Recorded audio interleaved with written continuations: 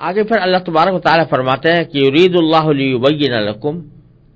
ویہدیکم سنن الذین من قبلکم، یہ جو کچھ احکام ہم نے تمہیں دیے ہیں نکاح سے متعلق کہ فلاں قسم کی عورتوں سے نکاح حرام ہے، فلاں قسم کی عورتوں سے جائز ہے، یہ ساری تفصیلات ہم نے اس لیے دی ہیں، اس لیے بتائی ہے تاکہ کھول کھول کر تمہیں حقیقت بتا دے، اور جو اللہ تبارک و تعالیٰ کی حکمت کا تقاضا ہے اس کے مطابق اس نے جو احکام تمہارے لیے مرتب کیے ہیں وہ تمہیں بتا دیں۔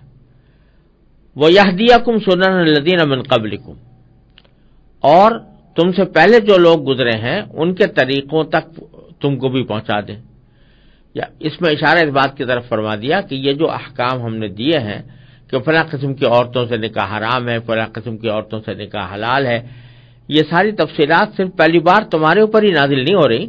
بلکہ تم سے پہلے جو انبیاء کرام علیہ الصلوۃ والسلام تشریف لائے ہیں ان پر بھی اس قسم کے احکام آ چکے ہیں، ان کو بھی نکاح کے سلسلے میں بہت سے احکام کا پابند کیا گیا تھا، تو یہی تمہیں بھی اسی طرح پابند کیا جا رہا ہے۔ تو اللہ تعالیٰ چاہتا ہے کہ ان سارے احکام کو کھول کر بیان کر دے، اور پچھلے لوگ جو ہو گزرے ہیں ان کے طریقوں پر تم کو چلا دے۔ وَيَتُوبَ عَلَيْكُمْ، اور پیچھے جو کچھ اس کے خلاف کوئی عمل ہوا ہے تو اس پر تمہیں اللہ تبارک و تعالیٰ معاف کر دے، کیونکہ وہ نازل ہونے سے، احکام نازل ہونے سے پہلے ہو سکتا ہے کہ کسی غلطی میں مبتلا ہو گئے ہوں، تو اللہ تبارک و تعالیٰ ان کو فرما رہے ہیں کہ ہم تمہیں توبہ کرو گے تو اللہ تعالیٰ اس کو معاف فرما دیں گے۔ اور واللہ یرید ان یتوب علیکم، اللہ تعالیٰ تو یہ چاہتا ہے کہ تمہاری طرف متوجہ ہو، تمہاری توبہ قبول کرے اور تمہاری خیرخواہی کے مطابق کام کرے۔ وَيُرِيدُ الَّذِينَ يَتَّبِعُونَ الشَّهَوَاتِ، اور جو لوگ شہوتوں کے پیچھے پڑے رہتے ہیں، نفسانی خواہشات کی پیروی کرنے والے ہوتے ہیں، وہ چاہتے ہیں کہ ان تمیلوا میلا عظیما، کہ تم صحیح راستے سے ہٹ جاؤ اور بڑی بھاری کجی میں مبتلا ہو جاؤ۔ اللہ تبارک و تعالیٰ یہ چاہتے ہیں کہ تم صحیح راستے پر رہو، اور جو لوگ نفسانی خواہشات کے پیچھے لگے ہوئے ہیں وہ چاہتے ہیں کہ تم راہ راست سے ہٹ کر دور جا پڑو۔ اور پھر دوبارہ فرماتے ہیں ہمارے تعالیٰ کہ یرید اللہ ان یخفف عنکم، اللہ تعالیٰ تو چاہتا ہے کہ تم سے بوجھ ہلکا کرے اور آسانی کا معاملہ کرے۔ وخلق الانسان ضعیفا، اور انسان کمزور پیدا ہوا ہے، اس واسطے اللہ تعالیٰ نے اس کو ہلکے قسم کے احکام کا مکلف بنایا ہے۔ یہاں جو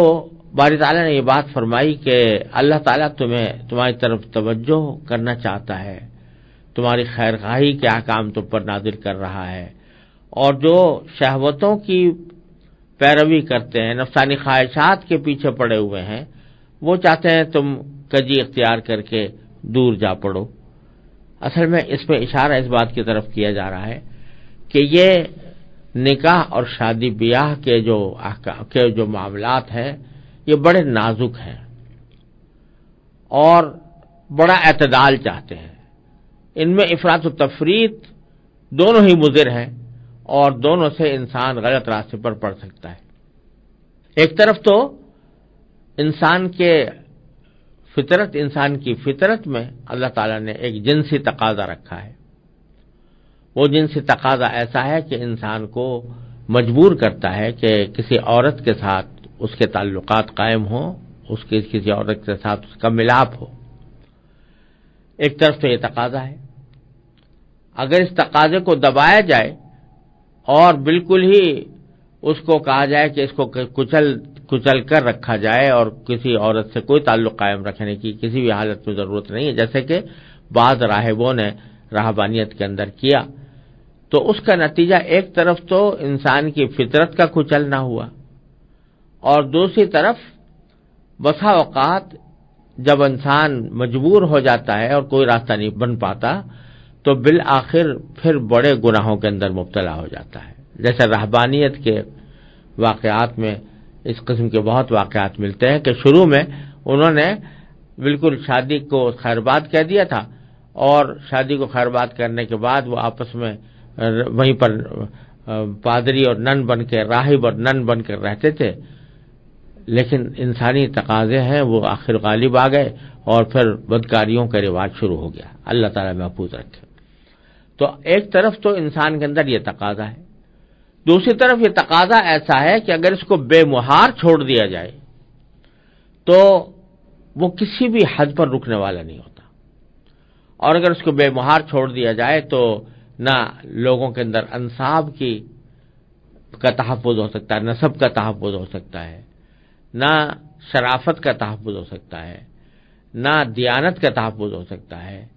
اور پھر کوئی خاندانی نظام بھی صحیح طور سے وجود میں نہیں آ سکتا۔ تو ایک طرف اس تقاضے پر عمل بھی کرنا ہے اور دوسری طرف اس کو بے مہار بھی نہیں چھوڑنا۔ ان دونوں باتوں کی روایت اللہ تبارک و تعالیٰ سے زیادہ کون کر سکتا ہے؟ لہذا اللہ تبارک و تعالیٰ فرما رہے ہیں کہ ہم نے تمہیں جو احکام دیے ہیں وہ تمہارے لیے عین مناسب ہیں، اور ہم نے تمہیں ان راستوں کی ہدایت کی ہے جن راستوں پر پچھلی امتوں نے عمل کر کے فلاح حاصل کی تھی۔ دوسری طرف وہ لوگ ہیں کہ جو کسی خدائی حکم کا پابند نہیں ہیں، بلکہ انہوں نے اپنے نفسانی خواہشات کو اپنا خدا بنایا ہوا ہے، اسی کے پیچھے چلتے ہیں۔ وہ چاہیں گے کہ تمہیں صحیح راستے سے ہٹا دیں، اور یہ ہر دور میں یہ شہوات کی پیروی کرنے والے اور اب نفسانی خواہشات کو اپنا مقتدا قرار دینے والے، وہ ہر دور میں مختلف انداز سے رونما ہوتے رہے ہیں۔ کبھی اسی شہوت پرستی نے ہم جنس پرستی کا لبادہ اوڑھا، اور کبھی اسی شہوت پرستی نے اس بات کا لبادہ اوڑھا کہ مرد و عورت رضامندی سے جو بھی کرنا چاہیں ان کو کھلی چھوٹ ہے، ان کے اوپر کوئی پابندی نہیں ہے۔ غرض اللہ تبارک و تعالیٰ کے احکام سے روگردانی کرنے کے بعد اور اپنے نفسانی خواہشات کی پیروی کرنے کے بعد جب انسان افراط یا تفریط میں مبتلا ہوتا ہے تو بالآخر اس کا نتیجہ خاندانی نظام کی تباہی ہے، جیسا کہ آج مغرب کے ممالک میں یہ بات آنکھوں سے مشاہدہ کی جا سکتی ہے کہ اللہ تبارک و تعالیٰ نے جو احکام مرد و عورت کو عطا فرمائے تھے ان سے روگردانی کر کے سراپا نفس کے بندے اور خواہش کے غلام بن کر زندگی اس طرح گزار رہے ہیں کہ اب یہ رفتہ رفتہ نکاح کا ادارہ ہی ختم ہوتا جا رہا ہے، اور میاں بیوی بن کر زندگی گزارنے کا تصور اب بہت شاذ و نادر رہ گیا ہے۔ نتیجہ یہ کہ خاندانی نظام تباہ ہو چکا۔ تو اللہ تعالیٰ فرماتے ہیں کہ نفسانی خواہشات کے پیروی کرنے والوں کے پیچھے چلو گے تو پتہ نہیں خدا جانے تمہیں کہاں سے کہاں پہنچائیں گے۔ پھر آگے فرمایا کہ یرید اللہ ان یخفف عنکم، اللہ تعالیٰ تم پر تخفیف اور ہلکے احکام دینے کا ارادہ فرماتے ہیں، تمہاری دقتیں دور کرنے کے لیے نکاح کے بارے میں ایسے نرم احکام دیے ہیں جن پر سب عمل پیرا ہو سکتے ہیں۔ آج کل تو ہم نے نکاح کو ایک تومار بنا لیا، لیکن شریعت کے لحاظ سے نکاح اتنا آسان معاملہ ہے کہ دو مرد و عورت دو گواہوں کی موجودگی میں اگر ایجاب و قبول کر لیں بس نکاح ہو گیا۔ نہ اس کے لیے کوئی بہت لمبی چوڑی بارات لے جانے کی ضرورت ہے، نہ اس کے لیے کوئی بہت بڑی تقریب کرنے کی ضرورت ہے، یہاں تک کہ نکاح پڑھانے کے لیے کسی کو باہر سے بلانے کے لیے بھی ضرورت نہیں۔ اگر میاں بیوی آپس میں کہہ دیں کہ ہم نے آپس میں نکاح کیا تو بھی نکاح ہو جاتا ہے، اگرچہ مسنون یہ ہے کہ خطبہ پڑھا جائے اور خطبہ پڑھ کر پھر نکاح کا عقد کیا جائے، لیکن جہاں تک اس کی صحت کا تعلق ہے وہ خطبے پر موقوف نہیں ہے۔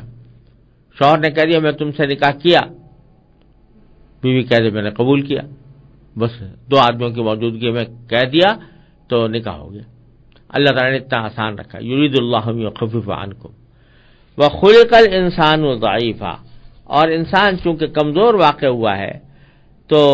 یعنی خلقی طور پر ضعیف ہے، اس کے اندر شہوانی مادہ بھی رکھا گیا ہے، تو اگر اس کو عورتوں سے دور رہنے کا حکم دیا جاتا تو یہ اس کے اوپر عمل نہیں کر سکتا تھا۔ اس لیے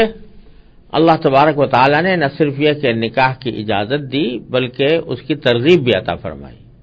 یعنی اس کی ترغیب دی کہ نکاح کرنا چاہیے. نبی کریم صلی اللہ علیہ وسلم نے اس کو اپنی سنت قرار دیا اور اس کی ترغیب دی گئی تاکہ انسان کی یہ فطری خواہش ایک معقول اور معتدل انداز میں پوری ہوتی رہے.